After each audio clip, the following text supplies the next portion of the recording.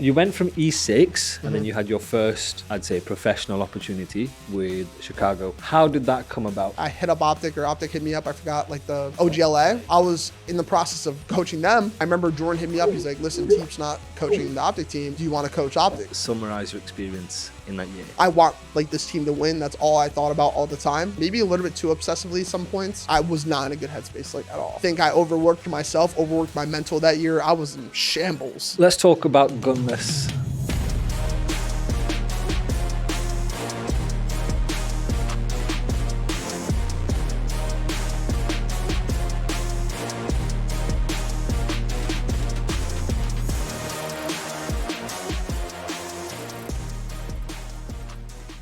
Huge shout out to Prize Picks for sponsoring this video. NBA, NFL, MMA. If sports aren't your thing, CS2, League of Legends. Make sure you use code BREAKINGPOINT to receive a sign-up deposit bonus of up to $100. Appreciate you again, Prize Picks, for sponsoring this video. What got you into coaching? Why is you coach? I need to know. So the first question is, what got you into coaching? I was broke. Just being real. I'm about to be real as fuck this whole video. Yeah. I was on E6 during World War II, and we had like decent placings. Didn't do anything like that crazy, but we were like solid. And then I was gonna go into the new year trying to figure out what team I wanted to have. Initially, like I had a couple teams I was working with or that I wanted to be on that I thought would be like good, and then that fell through. I was with a different team. And I couldn't get an org to save my life. Yeah. And at the time, I didn't have any income. Like, I had to pay rent. I was living alone. This was as a coach, right? Oh, before I even coached. Oh, this was as a player? Yeah, as a player. So, like, it went from, like, the off season where, like, obviously I'm not getting paid. I'm trying to figure out what I'm doing. And then it went into the start of BO4. I was playing. Yeah. I couldn't get an org that, like, I felt like was, like, you know, would suit us well, like, for my team. And and then I remember we were doing pretty well with that team. We're probably like a top 2 like team outside the teams that are going to be in the league. Yep. And then I remember Jordan hit me up after I just teamed in the year before. He's like, "Hey, listen, you know, we picked up a guy from Halo that's never played COD before that didn't know what a pinch was, and you know, Kiz, who obviously his first year was World War II, and then." You know, like obviously like coaching Jordan, Steven, I already know those guys, Cade. He was like, yeah, like obviously think about it. Like, you know, obviously you'll be paid. And that was something in my mind. I was like, I felt like I already coached my teams anyway while I was playing. So I was like, you know, maybe this is just like the path I should try. So I kind of just like, you know, kind of just sat on it for a couple of days. Yep. It was a hard conversation with the people I was playing with because it was really close to the first event. But I was like, I just got to do what's best for me at this point. So for context, this was in 2018. Yes. Right. This was before Black Ops 4. Yeah, it was literally as it was coming out, basically. Yeah. And so before you were a coach, you were obviously competing. Your entire income was as a professional player. Yeah. Right. At the time, yeah. So at the time, feel free to share as much info as you want. You're good. How much were you getting paid at the time? Was it enough to cover, obviously, your expenses? Because we both know as players, back then especially, it was rough. It was rough. You weren't getting paid. Yeah. So let's get into that. How you managed to, with the amount you were getting paid, how much, and then how much you were putting aside for your daily living, and whether it was enough. Yeah. Well, I mean, I didn't really spend too much at all. I really just like got food and paid rent essentially, like, or they paid like my essentials when I was living there. Before that, everywhere I lived at, like basically the housing was paid for. So I moved out when I was 19 into a team house in Florida on Dream Team. Yeah. And at the time we were getting paid like $200 or $300 a month, like per person. But we were able to keep like all our tournament winnings. And at the time we were winning a lot of online tournaments, placing decent at lands and stuff. And then whenever the CDL came, or no, CWL. Yeah. When it was CWL. 2017, 16? 16. It was going to 16 because that was Black Ops 3. 2016. Yep. Yeah. And then that's when we obviously got in the league and we were getting paid at the time, I think like maybe $1,600 a month. $1,600. Yeah, $600 was huge at the time. At that time, but compared to now. Oh, yeah, wow. Yeah, I know. I was like, dude, let's go. Like, I remember at the time, like we had an option to like go with CLG maybe or different orgs that were coming in. Yeah. But we were like, no, we'll just stick with Dream Team because like we were loyal to them. They were loyal to us. Like we were just going to run it that way. Yeah. And then I would say since then, my salary's been probably around $600 to $2K because whenever I joined Renegades, it was around the same as well. And then for a while after Renegades, there was like the span from like the middle of 2017 into like the start of 2018 where I didn't get paid anything. Yeah. And I was living at my friend Alex's house at the time for a while. Yeah. Because I mean, he just hooked me up essentially. Like he was like, listen, if you need a place to stay, whatever. Because at the time I didn't really have somewhere to go back to at all. I was definitely going rogue, but you know, I feel like once I moved out, I kind of just wanted to try to make it in this. I didn't want help from anybody. I was just kind of just in my own lane because I'm not that type of person to reach out. I was like more focused on myself. And like, I felt like when my back was against the wall, I always figured out a way to make it work. So did you feel like that when you were 19? Did you feel like you had to move out because your back was against the wall? How did you get the courage to do that? So, I mean, essentially the reason why I moved out was because it's always been like a dream of mine to be in a team house, stuff like that. Because I thought that was always a super cool concept. And then I had an opportunity on Dream Team to be able to do that with, at the time it was Diabolic, Ivy, and Pac-Man, like was our first team. And yeah, me and Diabolic, we were like our owner at the time. He was like, listen, I have a house in Florida. Feel free to come out, stay there as long as you want. Like you guys can play from there. We can make it like that type of thing. And I was like, screw it. So literally I went to like a qualifier tournament with a different roster. Steven was on the verge of quitting. And I remember we went to like a bar in Columbus and I was talking to like the owner of DT. I was talking to Pac. Yeah. And we're just like, yeah, let's just make this happen. Like, fuck it. Like we just kind of send it. And then, yeah, like literally got home, not even like a week later, like I was packing all my stuff to move to Florida. That was was that your first time moving out? Yeah. I'm assuming, was that from you were with your family at the time? Yeah. So like I was living with my family. There's a lot of like, my family had a lot of lore to it. So I'm not going to get too much into that. But essentially like I was helping with bills, helping like pay like stuff. Like obviously at the time I didn't have like crazy income or anything. All my money was just from winnings because, during Black Ops 2 and Ghost, I was working. So I was working, and I remember during Black Ops 2 was while I was going to school. And at the time I was like pretty in shape. So I was working out, going to school, going to work, playing. I never slept. I would literally stay up all night and like half the time, like I wouldn't even go to school just because I was like, Dad. Yeah. Like, so basically all my time was like invested in like working out and just playing the game. Yeah. So then obviously as a COD player, this is your first time moving out. What was the biggest challenges for you moving into a game house with a bunch of other gamers? Was this in Florida? Yeah, it was in Florida. Yeah, so in Florida with a bunch of other gamers for the first time. I'm going to assume it's their first time. Yeah. Because for context, for your viewers, team houses weren't really a thing. No. They were starting to become a thing. OpTic had a team house. You guys were one of the first. I remember, especially from Europe, Dream Team. I think you team with Watson. Yeah, we picked up Watson. Yeah. And he lived in the house with us. He lived in the house and it was crazy. That was one of the first team houses ever in COD. So what was the biggest challenge for you with other gamers in a team house? And this is your first time moving. That's a good question. I've actually never been asked anything really about this. Damn. I can't imagine you're cooking. I can't imagine the guys are cooking. So we actually... Unironically, we went grocery shopping probably like once or like twice a month, probably. And Steven knew how to cook. Like initially, his thought process was like, I'm going to go to culinary school. Like that's what he wanted to do. Yeah. But obviously he kept playing COD. So you can't really balance the both. So, I mean, a lot of time we get groceries, he would cook them. And most of the time I was supposed to like clean them. I never cleaned them. But he would cook most of the time. So that wasn't that bad. We went to the gym a lot. We had a general manager that lived with us for a bit, and his name was Cody. Yeah. And he was super in shape. Like we honestly went to the gym probably like 3-4 times a week at the time. But it wasn't anything like. Are there no horror stories from your time? I definitely have a few. I mean, I think one of the craziest experiences, and I'm not going to get too much in depth, but at the time we were teaming with somebody, and it was a very interesting, eye-opening experience for me because I'm not gonna lie, like when I was younger, I was kind of a little shit with how I like acted at times. How so?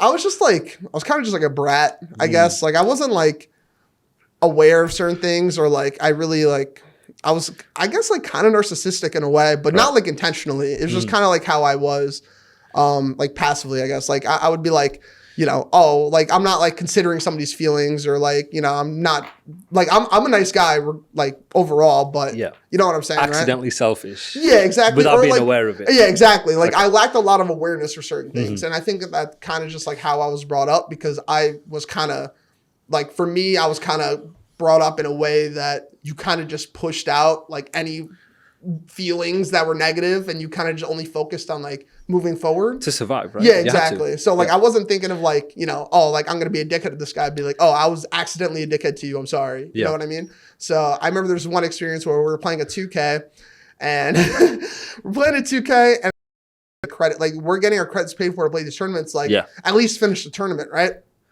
And I remember I went upstairs, I like knocked on his door, and I'm like, yo, like, you know, could you, like, at the time, like, bro, like, full context, I was like, yo, can you give me like your account info so someone can get on your account, like, and finish the series at least? And then he was like, he didn't answer, so I knocked on his door again, and he like swings it wide open and starts yelling at me, like having like an episode, okay? And it was fair, because like the things he was saying was really personal. I didn't know, like I had no context. All I'm doing is getting blown up in my face right now. Yeah. And I remember like that happened. I was like, okay, it's fine, man. Like, you're good. And at the time, like, I was like, holy shit, like, what just happened? So then, as a player, what has been your worst sort of bust up with another teammate? In what way? Like, when in say, so you mentioned the experience, he's bust the door open, he's screaming in your face. Has there been any times that you've been this close to fighting? Because I'll give you some context. Oh, like actually squaring? Yeah, because I'll give you some context. World War II champs, I was with Dylan Codd at the time. Yeah. And we just played Rise, which was Slash's team. And this was the first game. And me and him were about to square up and punch each other over some stupid dumb play on S&D because he didn't watch a pinch or something. I said, no, you're not watching the pinch. It's a 2v1 situation. I'm getting bombed down on Texas. I'm getting the bomb down. You're Dylan. Watch over me. He kills me in my back and gets, and I think Austin gets the 2-piece, whatever it was. God. And we were this close to fighting. Have you had anything like that in your time as a player? I mean, not like really squaring up. I think I've definitely had like intense, like, yelling matches with like multiple teammates. Dude, I was an asshole. Okay, when I played, like for a while, like I genuinely thought that there's been times where I played where I had no respect for my teammates. Yeah, like I would think that they're idiots, just straight up. But I was like, those are my teammates, so like I'm running it. But like if I was like super. Like if I was like so dialed in on one thing being right and they were like trying to argue against it, it was like not like I was not having it. You were very stubborn back then. Oh, so stubborn. Yeah. I was like, but I felt like I was super smart about the game. So it was like a weird line that I was trying to like go through. Like obviously I had teammates that like were super smart that I respected, but I feel like I don't know. I just didn't go about it a lot, like right a lot most of the time when I was coming up. Yeah, cool. Okay, let's move on. Let's touch on this briefly. So.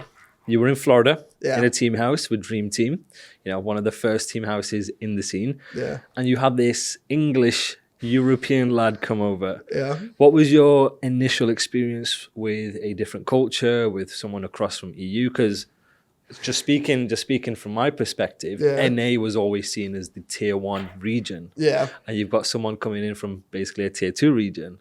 Yeah, into NA. So what was that like playing with him, working with him, with culture differences? Yeah, honestly, like it wasn't really up to us to get him. Our owner really pushed for it at the time, and then we're kind of just like, all right, like we feel like at the time we're kind of like a lull of like our team. We weren't sure what direction to go in. Yeah. So we're just like, all right, screw it, like let's run it. You know what I'm saying? So we kind of just like took the leap of faith of getting him, and I remember I watched some VOD of him at I think it was AW Champs, where I watched his gameplay, and obviously we played with him in AEW, and I was like, okay, this guy's like pretty talented. Like, let me work with him. And honestly, like picking him up, it was definitely pretty eye-opening because obviously I've never really played with a European player, anything like that before. He was definitely a little shit too. He was a whiner. He loved to whine and complain and make excuses. He loved that, but he did work like super hard. Like, and he was like very like. You know, he put in so much time into the game that, like, I was impressed. I was like, oh, my God, like, your hands are torched right now? Like, no, Watson was a grinder even back in EU. What was the one thing that he did as a European that was so strange to you? So there's a couple things for me from a UK perspective, you guys have state fairs. Yeah. What the hell is one of them? Oh, that's a completely alien concept to me. So is there anything about him that you felt like was super strange? Damn, I'll have to dig deep in my thoughts. I'm like, I mean, I don't know. Like, it was at the time in the house, it was like, what's it called? Antisti moved out. We re-picked up Ivy, and then it was just me, Watson, and Steven in the house, like Diabolic. Yeah. Dude, and we were goons. Like, we were just fucking with each other all the time. And I don't know. I mean, listen, okay. There's probably a lot of things that he's done that I don't really remember because I haven't thought of it in a long time. But there's just one memory that I have. And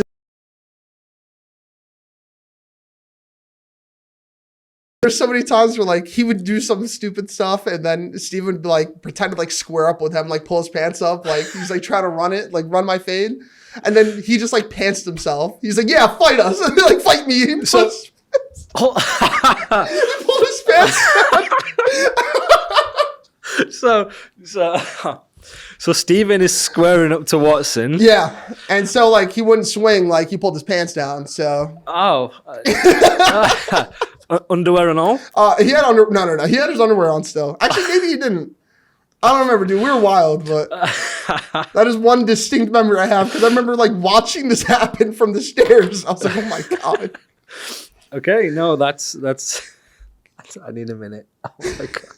He loved benders. He loved just staying up all night. Yeah. And just doing an all-nighter. Yeah, being an idiot. He loved it. So.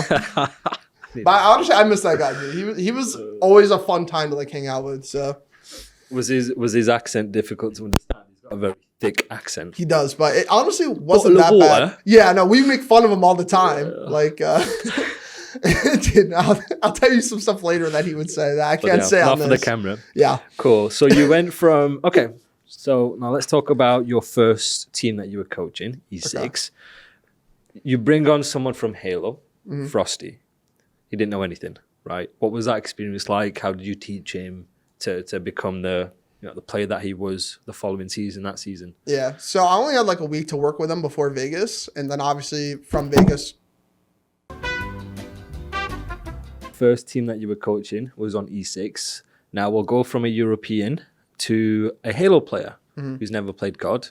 How was your experience working with him and what was it like trying to teach him the game? Yeah, I mean, he already had like a really good mindset about improving and it never felt like anything I talked to him about was ever like an argument or a discussion. It was always just like us trying to help each other learn. Like, obviously for me, that was my first experience coaching. The first week, I was really just trying to like feel it out kind of, like I would say, because I only had a week to coach them before the first tournament in Vegas. Yeah. So I helped them like a little bit before then. And then we went to Vegas, got like top 32, barely qualified to like go to the qualifier. Yeah. And I was like, okay, like from that to the qualifier, I knew what I had to do. Like just from like, I guess like just scoping it out for myself. Yeah. And then, I was working with them pretty intensely every single day. We were watching probably 3-4 hours of VOD every single day. Yeah. Learning tendencies of the game, like stuff that we should be doing, how to be on the same page. Just like all like the fundamentals of COD essentially. With Frosty or Brad, like specifically, there'd be times where we're playing like online tournaments or the scrimming and I'm like sitting behind him. Yeah. And I'm like telling him what to do, like while he's playing. And that's something I picked up on like pretty early on. Obviously, I think a lot of people like nowadays, like a lot of players that have been in the scene for a while, they understand what they're doing. So I don't really have to coach them like that. Yeah. But I had to be a lot more hands-on with him just to get him to understand the game a little bit quicker. Yeah. And then, I did that a lot. Like I would literally, like I said, sit behind him while he was playing, be like, yo, they're spawning there. Yo, they're coming from here. And I got him in like a rhythm of like reading the map, like, or situations like a lot quicker than I feel like he would have learned on his own. Yeah. I think it's fair to say Frosty would be more equivalent to a newer player in the scene. Doesn't understand the fundies, doesn't understand the tendencies, so on and so on. How did you as a coach then drill that into him in such a short space of time? Because like you mentioned, that is something players take years to even develop. And they still don't fully develop these habits right, to win. So how did you do that with Frosty? Well, I think Jordan helped a lot. Jordan's very vocal about the things that he wants done. And he thinks in a very simple way. Like he's like, do this. His system. Yeah, do this. Like, oh, that happens, do that. That's it. Like, don't overcomplicate it. Hold the heady. You know, it's like, and I feel like for him, he's probably so used to playing that sort of like support role anyway. When he played Halo, that I noticed, like he's always like floating on the map pretty well, like filling out gaps that he needs to. Like he's a really good team player. Yeah. So I felt like getting him to play into a system wasn't hard at all, but it's getting him like comfortable, like not only trusting his teammates in this, but like, you know, just overall making like the more correct decisions. And yeah, I feel like he was already a pretty smart guy, so it was super easy for him to just like soak in the info. He never really had anything to argue against me because he wasn't, you know what I mean? Like he didn't really know otherwise. So he just trusted everything we said basically. Yeah. Would you not say though with Jordan's system, because it's so strict, do you not think it sort of puts a ceiling on his talent? You got to do this way. You got to do this way. If you're so strict on a system, rather than having an option to do this. I think that's something I brought to Jordan is I made it so like if he said something, I would interpret it for him in a way that like made it so you could do that or this. You know what I'm saying? I gave us options. So like the way for example was like I would give us like 2 options to break a hill, right? Yeah. But I'd be like in BO4, like you had to have a lot of good team play in BO4 to break hills, hold hills, whatever. Yeah. So I'd be like, listen, like if we're sending 3 people here, 2 guys go there. You know what I'm saying? But it's fine if you go there too. Like, but just make sure that these habits are like the stuff that we're doing, like all like the, you know, just to make sure we're all on the same page about like how we want to break this. Like, what's the easiest way to break it? That's what we're doing. That's like what we're going to be doing. You know what I'm saying? Like, I feel like Jordan's very good at explaining what he feels like is the easiest thing to do, but sometimes the easiest thing becomes the hardest because you're becoming too one-dimensional. Yeah. So I feel like that's something he learned as well. Yeah, so like I was definitely able to bring a lot of perspective in that sense, and I feel like me and him bounced off each other a lot in that way. And also, at least for me with search, teaching Frosty search was definitely interesting too, because obviously search isn't just like a normal mode that anyone plays, except if you only play COD really or like CS and stuff. Yeah. So I feel like I brought a lot to search, and then I feel like control, I learned it super fast, and control ended up being like our best mode the entire year. So. Yeah, no, I agree with that. I think the older CODs especially, I think Jordan's way, Jordan's system, having sort of one option, that's how it was played mostly, especially in Europe. And then as the games got quicker, as the games progressed, then you have more option plays. Yeah, 100%. Bounce off each other. You got to communicate what you're doing. If you're going to do this, your player can bounce off that. Okay, I'm going to do this for the team, and so on and so on. And I feel like that's something he learned a lot, like especially even in Vanguard, right? Like because he was teaming with kids, and like I would help Mayhem coach that team sometimes just because Jordan was like still OpTic sub, but even if it wasn't, I would still help him. Yeah. And yeah, like obviously, like he was super open-minded about a lot of things. He was honestly being a really good teammate. So yeah, I feel like he learned just a lot over the past few years. Yeah, cool. Now, you went from E6, and then this was the inception of the CDL, and then you had your first, I'd say, professional opportunity with Chicago. How did that come about? So at the time, in between Black Ops 4 Champs League, our team got top 4. We thought we'd be getting offers everywhere to join the league. Yeah. We were. It wasn't like that at all. It was definitely a lot more friendship based and what's it called? And obviously like the earlier you did it, like there's some teams that already had their teams formed going into the next year at champs, which I thought was insane. But yeah, so after that, like we were definitely kind of a lull for a couple months. We weren't really sure what we were going to do. Like I didn't know where I wanted to go coach wise. I remember like there's a stint where we were trying to get all our guys to like Paris, and I was going to coach Paris. Yeah. And then I remember that wasn't going to work out. And I remember I hit up OpTic, or OpTic hit me up. I forgot like the OGLA. LA, yeah. Yeah. And so I was in the process of coaching them, but due to like, I mean, there was just a long span where I wasn't getting a contract or anything. And I didn't really like the process of how things were going at the time. And then I remember Jordan hit me up. He's like, listen, Teep's not coaching the OpTic team. And at the time, Jordan got offered to be the Huntsman sub. Yeah. And he's like, do you want to coach OpTic? Or like Huntsman? I was like, I mean, let me have a conversation. Like, you know? And then I had a conversation. I think at the time it was with, I think I talked to Hector and I talked to Jamie, who works for Energy. And I was just like, yeah, let's just do it. And then they sent me a contract within like a day. And I was like, oh my God. And then it was for the amount that I asked for. I was like, okay. And then I was like, well, like I feel bad because I was working with the OGLA guys, but at the same time I was like, I'm just signing this. Like, I just feel like this fits me better right now. So I just want to go back and touch on it briefly. You said Friendship League. Yeah. Let's dive into that. Is it Friendship League or is it networking? Or is it a bit of both? Well, I think like networking turns into friendships for a lot of these guys, right?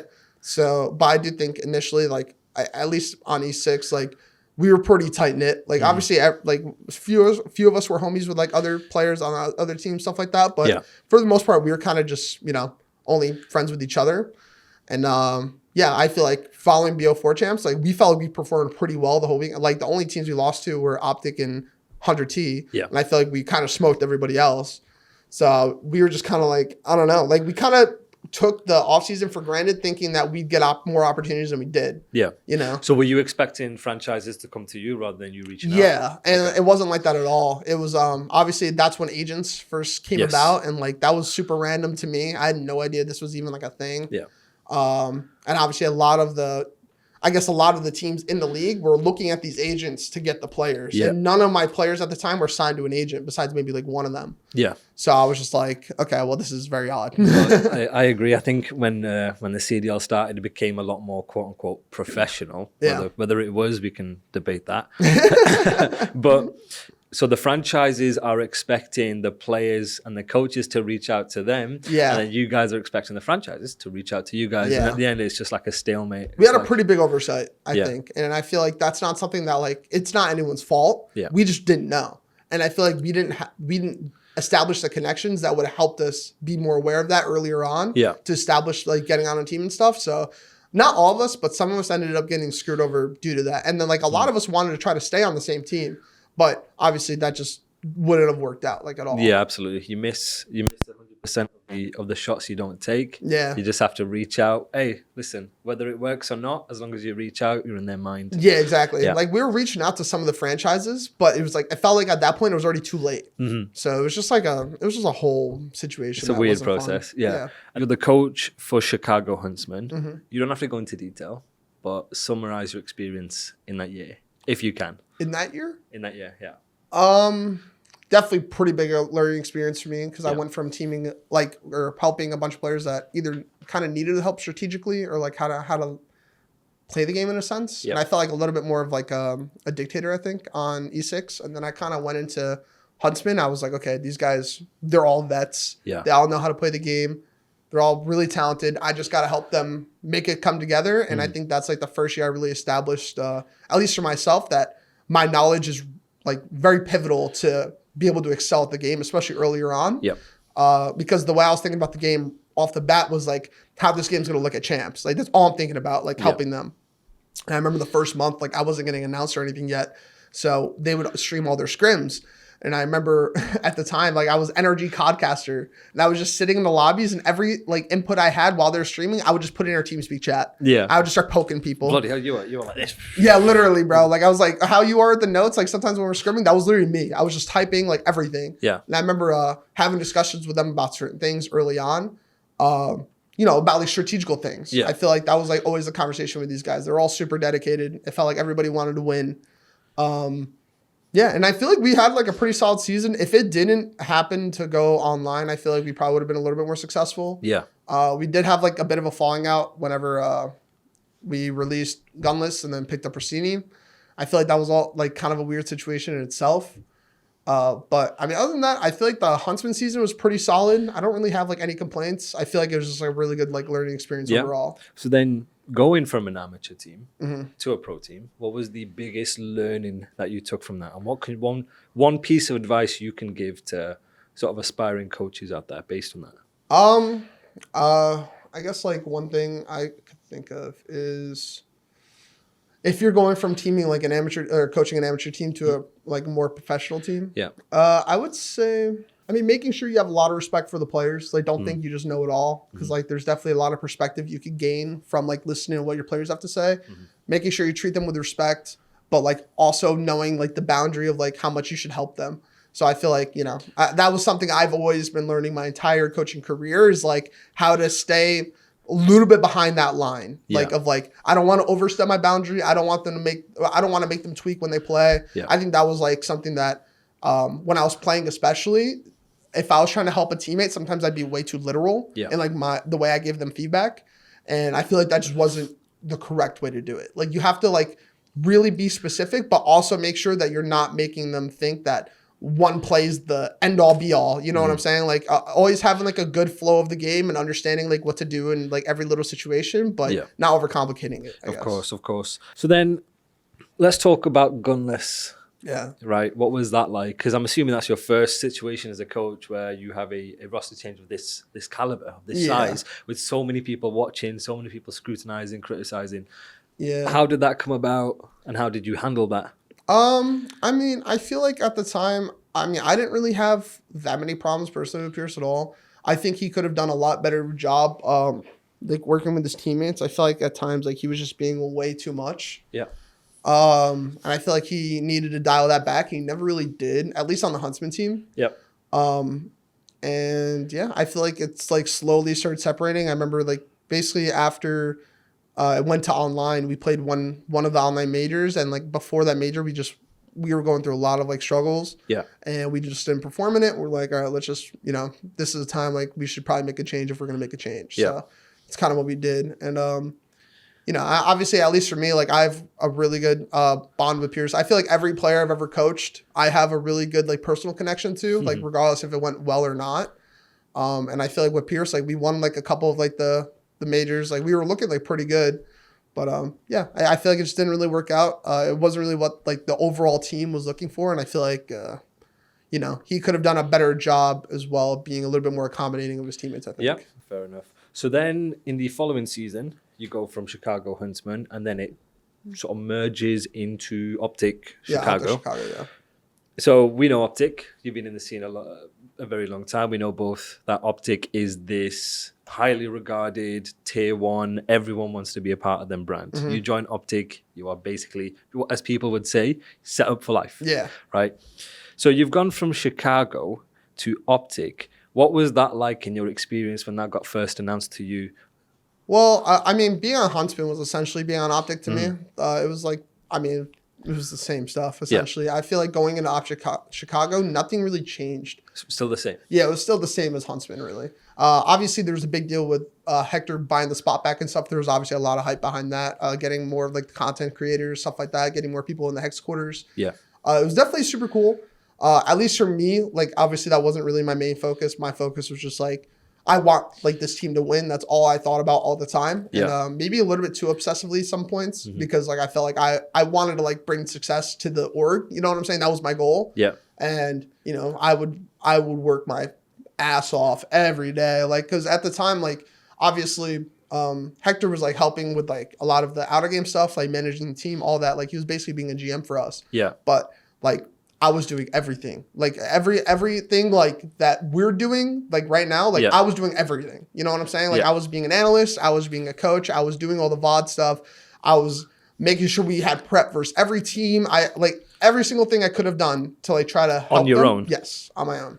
Wow. And it wasn't like I couldn't do it. It was just a lot. Yeah. And at the time, it never really. I don't know. I feel like there was definitely times where we could have all helped each other more, but I feel like that was just kind of how it was that year. I feel like it was just kind of all over the place to begin with. And there was a lot of other like behind the scenes stuff that like we were dealing with. So it was hard to like really focus on just playing the game. Yeah. I feel like that year. So you were basically doing 6-7 rules in one for the entire year. Yeah. We both know from experience how demanding coaching can be. We know how lonely it can be. We know how much work we have to put in. Yeah. How did you deal with that on a mental level, on a physical level? I was at war. Were you at war? Yeah, I was at war. Let's go more into that. What do you mean by war? Explain to the viewers. So, I mean, at the time when I was on OpTic Chicago, I was not in a good headspace, like at all. And it wasn't really because of the team. I feel like for me, it was a lot of like out of game stuff. I was dealing with just like a lot of life stuff. Yeah.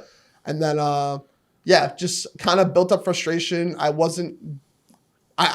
honestly, it came to a point where I just wasn't treating myself with respect at all. I was like literally like, if I'm not working, I'm not doing anything. That was like my mindset, which was horrible. Like the grind mindset. Yeah. But like, there's a limit, right? Like you have to understand like your own boundaries and like give yourself the respect that like, listen, like it comes to a point where if you overwork yourself, you're not going to be successful. Yeah. That's kind of how I feel. Like I worked so hard to a point where like, I felt like some days my brain would just like be off. Yeah. Like, and I did not like that feeling. Did you feel like if you weren't working, you weren't necessarily...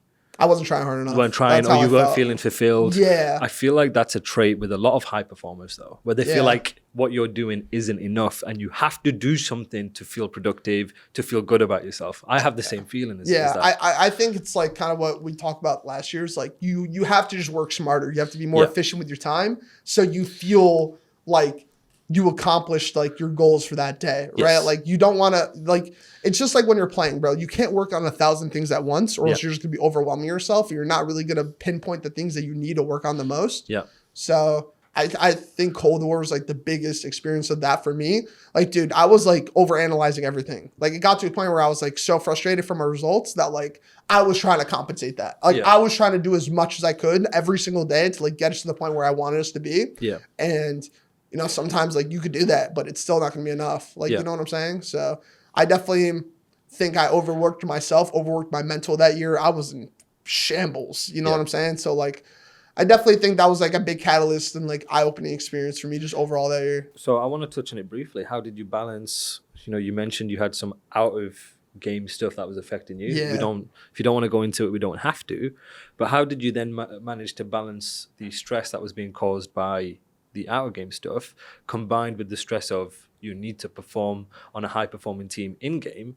How did you manage to balance both? And then how did you manage to sort of like deal with it? I wasn't balancing it at all. You weren't balancing it? No, not at all. I feel like for me, it was just like, I don't know. It was such like a stressful time for me that like, I just felt like so much, I guess like not even like, I pressured myself. I was putting so much pressure on myself to like do everything. Yeah. And in turn, it was probably making me seem not as useful as I could have been if I was just focused on the things I needed to focus on. And again, trying to compensate for a bunch of stuff. I feel like more of the out of game stuff was like, because at the time I was dealing with like a lot of like, because I injured myself. I'm pretty sure it was like a mix of different things, but it got to a point where like I couldn't really walk very well. Like my lower back was like hurting like really bad. And it got to a point where I literally couldn't like walk unless like I wanted to be in pain. And that was like lasted like a year.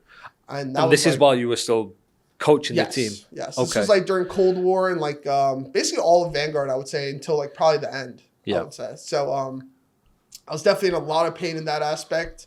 Didn't really leave my apartment at all. Wasn't like, I obviously wasn't doing anything. I was like ordering food every single day. Like I was literally in war. Like it was just not, and obviously this is all during COVID too. So it's like, we weren't really going out and doing anything. Like the most I left my apartment was probably to either do laundry or go to hex quarters. That was probably it at the time, realistically. It was really bad. It was really bad. But I feel like at least for me, you know, I got to a really dark place. It was like, you know, it's just a lot of shit. And then I feel like, you know, do you want to talk about it? No. Okay. It's a lot of like shit I could tell you off camera, but I wouldn't want people to know. Yeah. But yeah, like I feel like, you know, a lot of things in my social life, I kind of disconnected a lot of like friendships I had at the time. Like I wasn't really talking to like anybody. I wasn't talking to my sister. Yeah. Wasn't talking to like really close friends I've had over the years. I just felt like for some reason I put myself in this spot where I wanted to be by myself, even though I shouldn't have been. And I feel like that's not really what life's about. You know what I mean? Like, I feel like in life in general, it's kind of just about having that, like, human connection, right? Yeah. Like, I feel like it makes you feel better. Like, if you're just by yourself all the time, it can get very overwhelming. Yeah. You know what I mean? Especially with, like, obviously depending on, like, the battles that you're facing. Yeah. So. Did it come from a place of not trying to feel weak? Is that why? So you want to be on yourself, stoic, I can do this on my own, I don't need anyone's help? Because you mentioned your back's against the wall as a competitor, right? And so you're doing everything as a player on your own. You're independent at a very young age. You are literally survival mode from a really, really young age. Yeah. And that's continued throughout your careers because you need to succeed. Because you feel like you have to succeed. Literally, right? You literally have to succeed. Because that's like what I was like putting all my eggs in one basket for. Like that's what I put all these hours into. You know what I'm saying? Like I just felt like for as long as I lived so far, like this has like been like my calling. This is what I want to do, you know? And I feel like I have so much experience with COD at this point that I was just like, I had so much confidence I'd make it work, like to the point where we win champs. Yeah. But I feel like the path to get there is never like, like a slow progression. Like it's never like that. Like you'll have your mega highs and your insane lows or like you're just like the vast difference between the two over the course of the past 10 or so years have been insanely drastic. Yeah. You know what I'm saying? So I feel like the path to success is never just like a linear path. Like there's so many different obstacles that you've never faced before that, especially if you were doing it without a coach, or like for me, like I went from never having a coach to being a coach. And like, I feel like there's so many things that I've learned as being a coach where I'm like, damn, if I was getting coached when I was playing, it would have been way easier. Like I would have learned so many things. So I think that's like a big reason why I like coaching now, is because I'm able to help players or whoever I'm working with, like not have to face the battles that I faced to make their essentially life or like gaming career harder than it has to be. You know what I'm saying? So I'm trying to like make their life more convenient to be able to just focus on the game and not feel extra pressure, not feel like they need to do more. You know, and I feel like, especially having like you to help and Fish, like I feel like this last year, everything that I worked towards to get to this point, it felt like it just all kind of came together. I didn't feel like extra pressure. I felt like I was doing enough, which in turn I feel like gave us more success because I wasn't overcomplicating my thought process. You know what I'm saying? So we talked about, you know, a lot of the experiences you had, a lot of the challenges that you were facing alone, the need to grow at such a young age. You know, it felt like it was you versus the world. It doesn't have to be that way. You know, it doesn't have to feel like it's just you, you know, against the world, like you mentioned. Whether it comes from a place of being stoic, whether you feel like it's a sign of weakness, whether you don't have the courage, you know, you don't have to do these things alone. You know, for you, for example, I'm here for you, Fish is here for you, your brothers are here for you. And for those who aren't as fortunate to have such positive people in their lives, you know, this time of year can be like a sad year. Thanksgiving, Christmas, a lot of anxiety, a lot of sadness, a lot of issues that come with that. You know, whether you're alone, whether you don't have family, whether you're going through some stuff, doesn't have to be like that. You can add positivity and something good to your life. You don't have to deal with this alone. And therapy is one of the best ways to help you, you know, have that positivity in your life with all the stress and all the change. So you don't have to do this alone. And I know a lot of you guys that are going to be watching are going through your own stresses, you know, with Thanksgiving coming up, with the holidays coming up, you know, whatever it may be. Make therapy something you look forward to. Make therapy a part of your life. Seek out BetterHelp. They are sponsoring this podcast with Breaking Point. Thank you very much. The first step is the hardest step. And get out, seek therapy, improve your mental health, and have some positivity in your life. So now let's talk about OpTic with Ray. What was that dynamic like? Dude, Ray's fucking awesome. Yeah, let's talk more. Yeah, I feel like, because obviously from a super overwhelming season, I remember even during the off seasons, I wasn't really sure. Like, obviously, I was pretty confident that I'd stay, but I wasn't sure exactly how it was going to go down. Like, obviously, we didn't have the most successful core season. But I will say, like, Hector's always, like, really transparent about that. He'd be like, listen, you're on the team next year. Like, he would tell me, like, a week after, he's like, listen, you're good. Yeah. And then we wouldn't talk for, like, 3 months. He'd be like, you hit me back up. He's like, you still good? I'm like, yeah. I'm like, we're good. But obviously, for the merger, you know, coached in India with Ray. Yeah.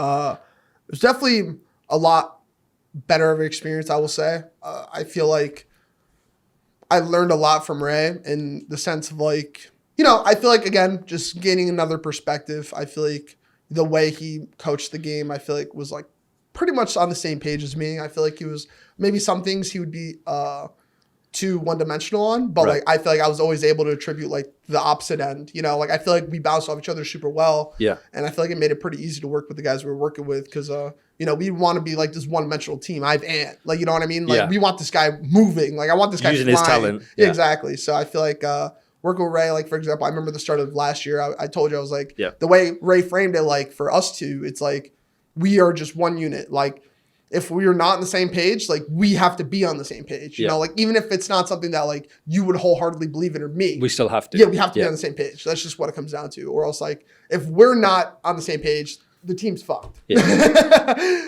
So then that's your first time working with Ray. Yeah. How did you manage the dynamics initially? How did you decide, okay, you know, not going to overstep boundaries in this way? Or how did you even get on the same page? Because it's all good saying you need to be on the same page and one brain, but how did that actually happen? With a person you've never worked with before? Well, I say like there was so the first couple weeks, like obviously it was just like normal like game stuff. Our first tournament wasn't until like March or something, or February. I don't even remember when major one was that we won, but it was super late after the game came out.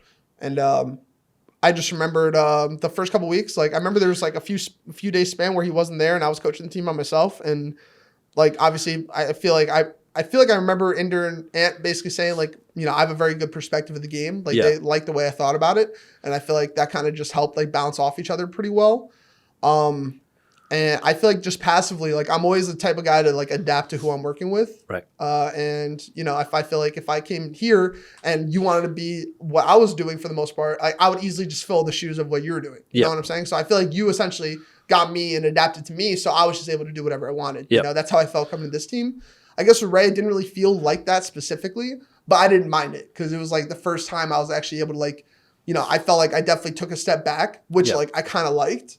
I liked the fact that I was able to just like have like be able to take a breath. I didn't feel like I had all this like pressure to do everything. Yeah. So I was taking like a lot more of like just an analytical role, just being way more like, you know, just being way more gritty. You know what I'm saying? Like really figuring out like the ins and outs, like all the nerd stuff, all like the stuff that I love, like figuring out with CODs. You got the weight off your shoulders. Yeah, I do felt what like you enjoy. Yeah, and he was doing more of like the day-to-day stuff. And then like obviously like more of just like, you know, the normal strategical stuff, like obviously working with the players. I felt like what's it called? I mean, working with Ray was honestly great. I didn't really have any complaints, to be honest. I think the one thing I've already talked to this with Ray, I was like, he definitely wears his emotions on his sleeve, and I feel like that's something he needed to work on because I've never really been like that when I coached because I always wanted to be like this, you know, figure that like it doesn't matter how much you're breaking, I'm never going to break. Very stoic. Very stoic. I've always been super stoic. But I feel like that was like the only thing that I feel like he could have worked on. Other than that, like I really liked working with him for the most part. I think one thing you mentioned, especially you mentioned to me at the start of the season, which I really, really liked, it's the same concept in business, in school, it's the one brain. Yeah. Is the fact that he or you both adapt to each other to work together. Yeah. Right? You are undoubtedly one of the smartest people I know. Undoubtedly. You are very good at what you do with the X and O's. It's fantastic. Similar to what we have with the players, why would you want to put that on a leash? Yeah. Right? You want to do the best for the team. You have to let it go. You have to fully let him express himself. Yeah. You can't have this, whether it's ego or pride or overstepping. You can't say, no, if there's someone that's fantastic at what they do, let them do it. Let them have the enjoyment. Let them shine. 100%. I love that about you and Ray. Honestly, I really do. Yeah, and that's kind of how I felt. I was kind of like, you know, I feel like he could have used somebody that was a lot more analytical and like just thought about the game from a different perspective, but on like a high level, obviously. And I feel like it gave him a lot of perspective how he felt like the game should be played. Yeah. I remember when I did the start of this year after we lost our first 2 matches, like I went right into the search shit. Yes. That's what I did last during Vanguard because I remember we lost our first 2 matches and it wasn't like, bro, I have Inder, Ant, Brandon, fucking Seth. We're not bad at search, but we were definitely not playing a step ahead. Yeah. And I noticed that. I was like, you know what? Like I could show you the docs right now if I wanted to. Like I literally just went into different like maps for search. We went into a search scrim or whatever. I was like, this is our default. Yeah. Do whatever you want. This is our default. I'm setting N up to pinch if he wants to. I'm having Brandon iron a lane and I'm having Seth push up to plant the fucking bomb. Yeah. Like it was just weird because that was the first time I really like took the reins in a way that I only focused on that for a bit. I was like, I'm fixing our search. Like respawn's respawn, bro. I know these guys are going to have respawn down. Yeah. You know what I'm saying? But if our search is good, then we could win. And then obviously we won the first event because of that, I feel like. And again, I'm not putting it all on me either. The players were like super accommodating. They're like, yeah, let's fix this shit. Yeah. Like they were all for it. And I feel like having that trust is like super different compared to like some rosters I've worked with or some players I've worked with. I feel like didn't like fully trust the stuff that I would say. Yeah. And I essentially like if you don't have that like 100% like unwavering trust or bond with your teammates, then you know you're not going to really be able to reach that next level consistently. I feel like, and I think you would also agree. There's a lot of sentiment in the public where coaches aren't needed, coaches are this, coaches are that. But what you have just said is where you have everyone on the same page. Yeah. Right. That's where a coach is fantastic. Yeah. Right? That's where a coach can bring value. What's your opinion on that? People saying coaches are useless. I mean, I just think anyone that says that like isn't open to the idea of having like somebody work with them at that point in time. Yeah. Because I feel like at the end of the day, like there's definitely some coaches out there, I'm sure, that don't really do as much as like you'd want them to. Yeah. But I'm sure they don't express that to them either, right? Yeah. Like there's so many teams or environments that I feel like they don't have any communication. They don't talk to each other outside of just like scrimming or like watching a VOD. Yeah. So like they don't know what the hell they need to work on. I feel like even for me, like I would rather people give me feedback and tell me what I need to work on, even if I might seem like I know everything. I don't. You know what I'm saying? I'm like the most humble guy I've ever met. Like you could tell me anything and I'll learn from it. Like I'll never just like my ego is never shot from anything anyone says. Like I want to like improve. And the only way I'm improving is from getting perspective or learning myself, And I feel like getting good perspective only expedites that process. Yeah. So then going from OpTic, going to New York, what was the biggest difference from the environment of OpTic to the environment here? The biggest difference is probably how hard everyone worked together. Mm-hmm. Like there's never really a time where people are just out doing their own thing. Like I feel like we all are in a circle together that, even if like we start breaking a little bit, like we're constantly like rebuilding like the pieces that broke, you know what I'm saying? So like there's never like a time where I felt like we were just at ground zero. Even when we got last year, I didn't feel like we're at ground zero. You know what I'm saying? Like we're still like levels ahead of other teams in terms of like how much trust we had in each other, like how hard we worked with each other, like how involved we were with each other, like constantly checking up on players checking up on me, on you. Like everybody was like trying to build something here that was just different than anything else I've ever been a part of. So. Yeah. And so I just want to quickly touch on as well on your previous team. What was it like working with superstars like Formal and then going to New York and working with a team that had a lot to prove? Mm-hmm. You had, Priester on the team, Skies. Yeah. You had the whole thing with Kiz and Paco the season before. What was that like for you?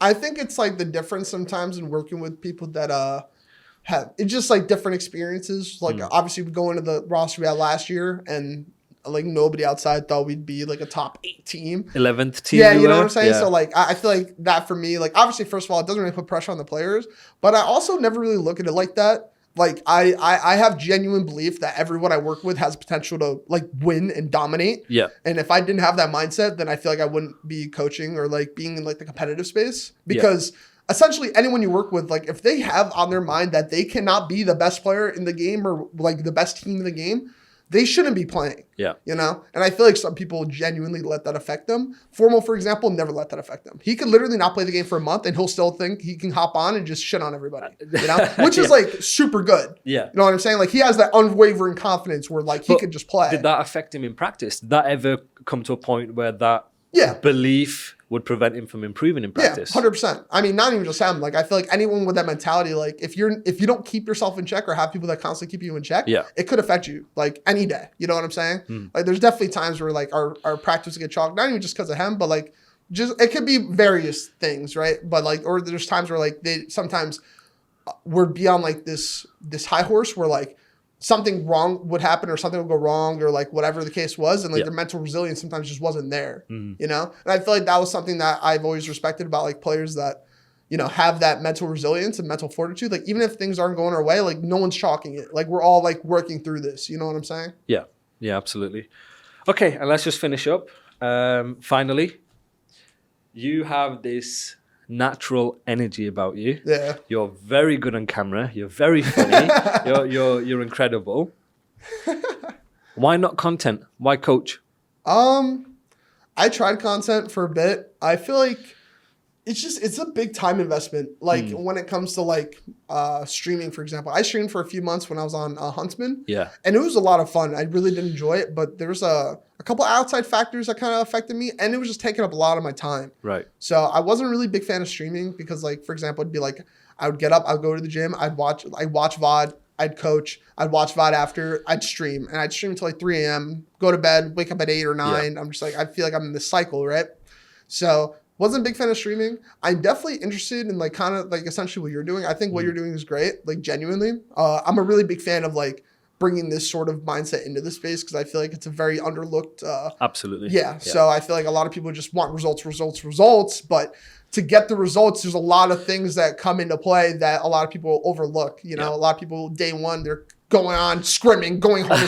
Like I'm telling you, like that's not like in the grand scheme of it, like that's not what you need to do. You need consistency. You need consistency. You need to have that like unwavering trust and bond with like your teammates and everyone that you're working with. Yeah. Like you need everybody to be on the same page. You need to have everybody on the team needs to have the mental resilience. Everyone needs to be like wanting to get better, putting in the time together. Yep. Like there's so many things that go into it that I'm super interested in. And I feel like for me, I don't know. I'm like so like my brain's so wired to just like focus on this that like this offseason was the first time I've ever had where I didn't have to like worry about it, which was like weird for me. Like this, like you don't literally have the stress of whether you have a team next year, contracts. Yeah. That, and it was also like this is the first time obviously we won champs. So like, you know, obviously there's things we could have done better last year that we learned from, but at the same time, I was like, you know what? Like we have like 5 months. Let me take a step back. Like, let me figure myself out a bit because I never really gave myself time to do that in the past like 10 years. I think that's what I really love about the group of guys that we have. I think that's what I really love about working with you, working with Fish. We won champs. Yes, okay, we were happy, of course. Yeah. But now we're looking forward to like, okay, what can we improve from last season? We're reflecting. All right, we won champs, but maybe we could have done this better. The process could be better. So on and so on. We're trying to win. We're trying to improve because then it's not what we did last year is not good enough. What we're going to do this year. Exactly. It's not going to, we have to improve because now we know at least 4 other teams are looking at us with a target on our backs trying to do what we do. Yeah. So we need to improve even more. Yeah. So it's like we got to just make sure our floor was our ceiling. That's really what it comes down to. Like everything that we did that was good, we bring it to this year, we improve on it. Yes. Like that's all we can do because at the end of the day, you're not guaranteed success. Like doesn't matter how much success you have in the past. Like you can win 20 championships in a row, but if you don't scrim for 2 months and the game's out, like you're going to come back and you're going to be ass. I think paper as well. Paper only goes so far. Yeah, exactly. You can win on paper, but it doesn't mean you're going to win Yeah. outside of it. Well, that's how I felt too. Like even after because Major 1 was definitely my favorite win that we had last season. Just because like it felt like for me like, you know, that was like the very first time I ever won where I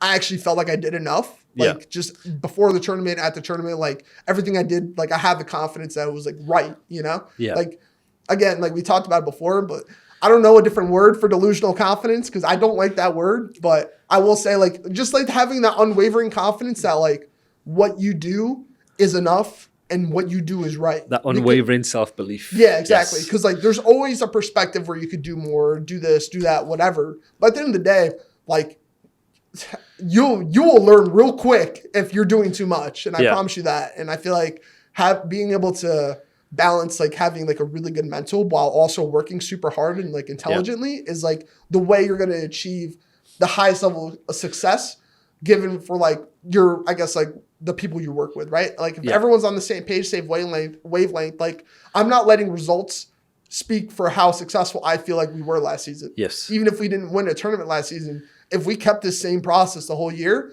like I just feel like it was just a dub overall, you know? So I think essentially it doesn't matter your results in this league or whatever you're doing competitively, like I feel like you're going to get results with having a good process, you know? Like the results don't come fucking the process up. It just doesn't work like that. Yeah, absolutely. And I think it's to what we mentioned earlier. I think that's just the perfectionist in us, and me and you. And that's where we have each other. We have Fish, we have the team to establish the boundaries. Like you mentioned, you can work as much as you want, but then if you're going to work for so long and it's a short burn, what's the point? Yeah. And the best way for me, I don't know if you would agree, but the best way I would describe a CDL season is it's a sprint and a marathon at the same time. It's a weird thing. I've never been in anything like this before.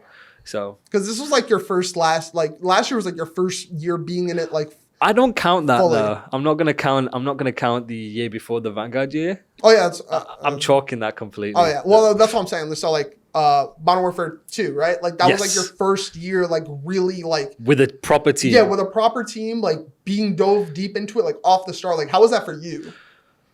It was, like I mentioned, it was like a sprint. and a marathon at the same time. But the fact that the feeling of having you, Fish, the guys on the same page, trying to improve, trying to problem solve, trying to work on things, and seeing that come to fruition was one of the best feelings. Yeah, it's unbelievable. Like, everyone basically counting us out, or you're going to be 11th, 12th, whatever, and then we win Major 1, and you can see the progress. We're getting better and better and better and better, and you can see the things that we talk about. We do the VODs every day. You can see some of the things that we do in the game, and it's like, damn, it's working. This is insane. Right? It's almost like mind-blowing that like the work can actually pay off, because if you're not used to seeing that success, it's very surreal. And then also on the opposite side of the spectrum, there's times where you see so much success and you keep doing the same things, and sometimes it stops working, right? Like, because you're not getting the results, but it's about being confident in like, okay, like we got to improve on this. Like, let's work on that. Don't overload ourselves. Like, we don't have to completely chalk what we've been doing just because it's not working results-wise. Like, we just got to work on the things that we think are the most important, you know? Yeah. And I feel like, you know, the results will come. It was honestly very strange on the Vanguard season where you put all this work in and it's not necessarily translating into results or anything like that. But then you get into a team like this and the work that we all put in together, you're seeing it. There's a situation that I'll never forget, Major 1. It was Fortress S in the attack. We came up with the play where Paco's top boat jumps out and the team's shooting over him. And we came with that and we saw that in fly out B. We flew out and you see that work at like a grand finals. Yeah. It was one of the most satisfying feeling like I've ever had. That's how I felt in Major 1 in Vanguard, because I remember the morning of Ann and I were on what was the map called? Berlin. Yep. Yeah. Dude, we found that wall bank. Dude, bro, I remember the night before, one of my old subscribers when I streamed, like, I was like, yo, I need somebody for this private match real quick. It was like, because we were in Dallas, so like I just went back to my apartment. I was just playing. I was like, yo, like, we're just running around on Berlin. Like, he showed me a couple things. Like, I'm just testing out a bunch of different stuff. Yeah. And I found that wall bang, and then I showed Ant, and then he found a better one for the same thing. And then when he killed... It was 5-4, like the last map of the grand final, and he kills somebody wallbanging in a 3v4, and we win the round. Bro, my dope was up to here. I felt insane. You know what I mean? My dope was, I'm not even on the team, and I'm watching it. My dope is up here. Yeah. I'm just thinking, in your shoes, you're on I was like, oh my God. I'm seeing that. What? Yeah. So, write that down. But that's what I mean. I want people to watch our team and be like, fuck, like, we got to learn from these guys. Like, not even just like strategically, but just like, you know, so many people are commenting on the stuff we're doing last year just as a team or team building stuff. Yeah. Like, that should just be the standard. If you're not doing that, don't expect to win. If you're not putting in like that extra effort, like, that's not extra effort anymore. If you're not doing it, don't expect to win. Yeah. You know? Like, you're not outworking us. Like, period. Not outworking us. So unless you try to outwork us or are on the same level, don't expect to beat us. That's the way I have, like, in my mind. So thank you very much. I appreciate having me on, man. This was Troy Sender Michaels. I love you. I love you too. I love you, dude. Appreciate you. Thank you very much. Make sure you follow him on socials. All his socials will be down below. So yeah. Thank you very much, guys, for watching. Stay tuned for the next one.